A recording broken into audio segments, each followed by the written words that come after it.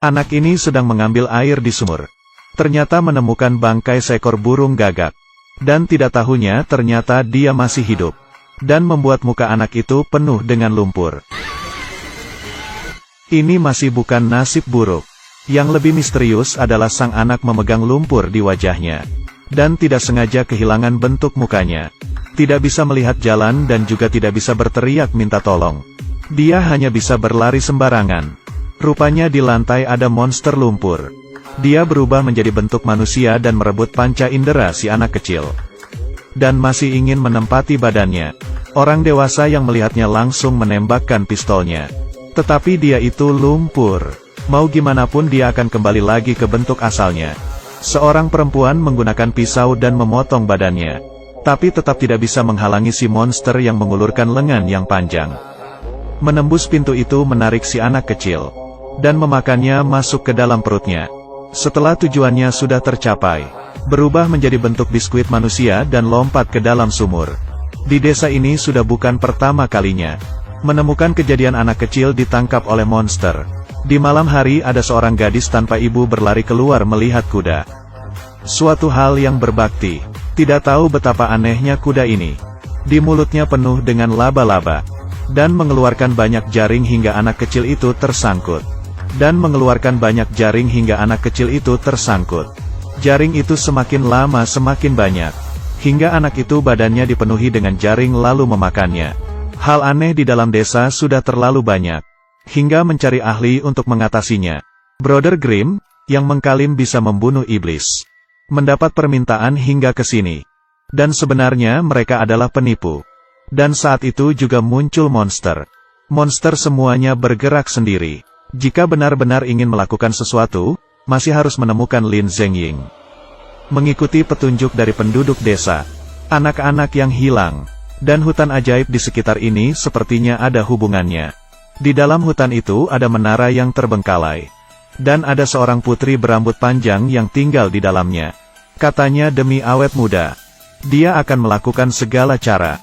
Tapi sebuah wabah tiba-tiba datang. Menyebabkan dia dan orang-orang mati. Dan mayatnya putri masih di dalam menara. Atau inilah penyebab hal aneh itu terjadi. Sang kakak Jack menaiki dinding. Yang talinya dibantu tarik oleh adiknya dari bawah. Untuk memasuki menara itu. Setelah Jack berhasil masuk ke dalam. Hal yang dilihatnya membuatnya terkejut. Karena mayat putri ini masih hidup. Laki-laki ini datang ke depan cermin. Mayat di belakangnya tiba-tiba duduk. Tetapi yang dilihatnya dalam cermin itu menjadi seorang wanita yang cantik. Dan sedang memegang badannya. Seperti ini mana mungkin lelaki itu bisa menolak. Ia bisa memikat pria berkacamata. Dan di saat itu, adik yang di bawah menara sedang terlibat dengan musuh. Penjahat itu hampir memotong kepalanya dengan ayunan kapak. Dia kabur sambil berteriak. Jack kenapa sangat lama di dalam menara? Tidak mengetahui bahwa Jack sedang menikmati dunianya. Tidak punya waktu untuk menolong adiknya. Adiknya yang emosi pun melemparkan batu ke atas. Dan merusak pandangan yang sedang dilihat Jack. Jack pun menggunakan rambut panjang putri sebagai tali lalu turun ke bawah menara. Pasti itu sakit. Kakak beradik ini sepertinya sudah mengerti rahasia dari menara ini. Dan menolong seorang anak dan membawanya kembali ke desa. Mereka mengatakan yang sebenarnya kepada penduduk desa. Ternyata sang putri rambut panjang demi awet muda. Dia menangkap 12 anak kecil. Kakak beradik itu pun menyuruh para penduduk desa untuk menjauhkan anak-anaknya. Dengan begini baru bisa menghalangi sang putri. Dan pasukan dari kerajaan tiba-tiba datang. Membukakan rahasia bahwa kedua kakak beradik itu adalah penipu. Dan tidak percaya bahwa ada monster. Lalu menangkap mereka. Dan mengikat mereka di malam hari dengan menyalakan api. Api itu pun semakin besar. Sang putri mana mungkin membiarkan kalian menghancurkan hutannya. Dengan satu tiupan dia mematikan api.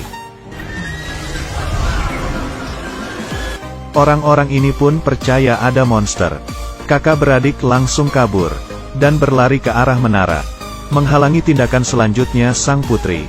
Tetapi orang kerajaan malah menghalangi mereka. Kakak beradik harus melawan mereka dahulu. Jack menggunakan kapak dan menjatuhkan satu orang. Di sisi lain, adiknya sedang menghadapi yang lainnya. Tombaknya kalah dengan parang, tapi karena omong kosongnya terlalu banyak, akhirnya dimanfaatkan oleh sang adik dan melawannya. Dan sekalian menjadi tempat loncatan sang kakak.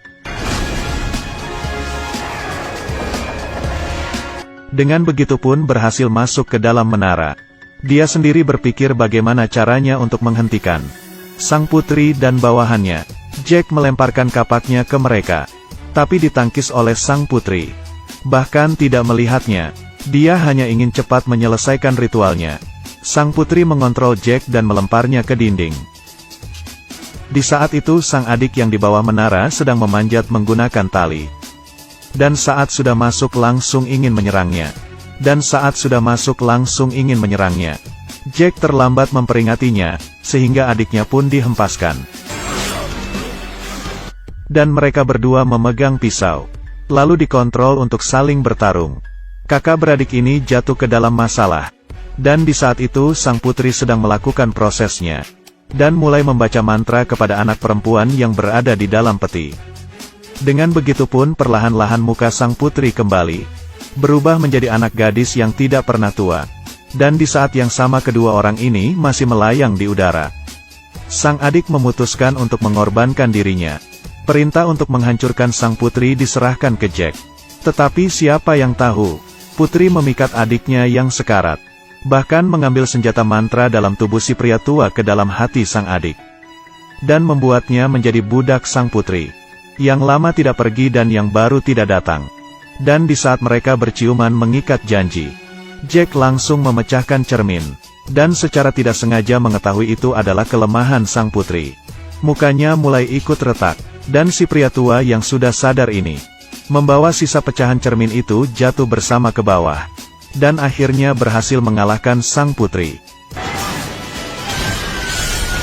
Menara yang kehilangan energi pun mulai runtuh.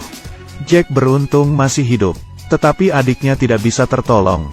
Saat itu seorang di sebelahnya mengatakan ritual sang putri itu belum selesai. Dan mereka harus terus melanjutkan mematahkan sihir itu. Jack ke tempat kotak gadis itu, dan mencium gadis itu agar bangun. Dengan begitu pun mereka mematahkan sihir sang putri. Anak perempuan yang lain pun juga akhirnya terbangun. Jika dengan mencium bisa menolong orang, apakah juga bisa menolong adiknya? Dengan begitu pun gadis yang tadi itu menyium sang adik. Melihat Jack dan gadis yang lainnya, tidak bisa dibayangkan mereka berhasil. Dan akhirnya desa itu mencapai kedamaian. Kakak beradik pun tidak berhenti di sini. Menurut mereka berdua, apa yang mereka lakukan terhadap hal yang bahaya itu barulah awal mula mereka. Film kurang dari The Brothers Grimm lebih besar dari. Jika kalian suka dengan cerita sihir, berarti film ini cocok untuk kalian. Terima kasih kalian sudah menonton kami. Ketemu lagi di selanjutnya.